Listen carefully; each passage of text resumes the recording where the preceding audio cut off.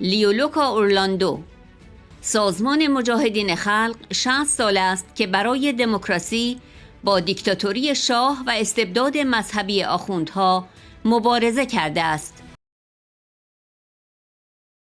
هزاران شهروند تأکید می‌کنند سازمان مجاهدین و شورای ملی مقاومت به رهبری خانم رجوی تجسم مبارزه مردم ایران که توسط زنان رهبری می شود هستند.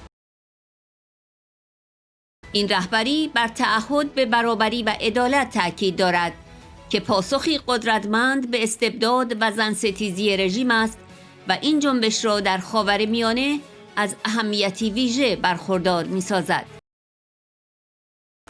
Thanks. Madam Rajavi, dear colleagues and friends, human rights have been under continuous assault in Iran since the 1979 revolution.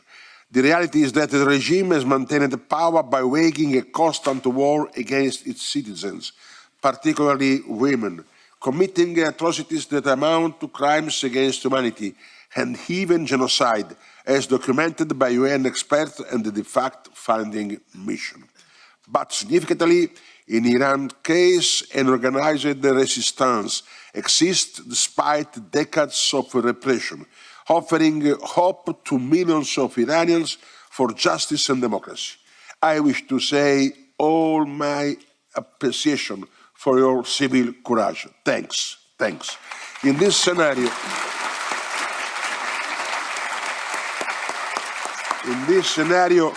MPS are meeting National Council of Resistance of Iran, led by its president-elect, Madame Rajavi, who have several times in the past decades been officially hosted by the European Parliament, and who declared a remarkable commitment to human rights and democracy.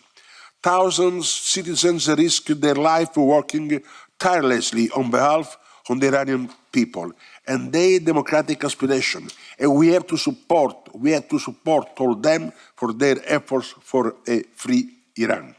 The PMOI has fought for democracy for 60 years, opposing both the Shah dictatorship and the mullahs' religious tyranny.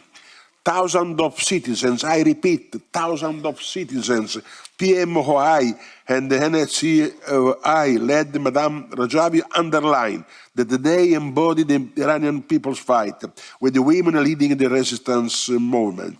This leadership and empowerment of women underlines commitment to equality and justice that stands as a powerful counter to the regime's tyranny and misogyny, and make the movement particularly important in the whole Middle East. We all know that when the regime continues to attack the democratic opposition and tries to demonize them, this tactic is useless because it means that they are afraid. They are afraid of them. They are afraid of you. And we want to stay actually on the right side of the history. Despite decades of hardships, declare the intention to remain unwavering in their principles, spearheading the fight for a democratic republic in Iran. They have consistently warned that the regime is neither willing nor able to reform, and that the export of fundamentalism and global terrorism is the whole side of the regime's domestic repression. The Iranian resistance reacted both appeasement and war, advocating instead for a third option, a democratic change by the Iranian people and their organized resistance.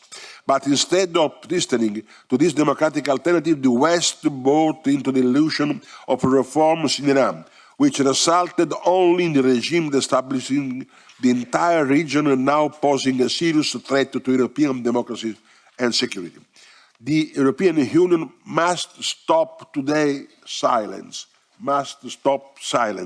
and must change policies and support the Iranian people and their representatives. I join my colleague in calling for human rights accountability, urging the referral of the regime's abuses to the Security Council to ensure justice.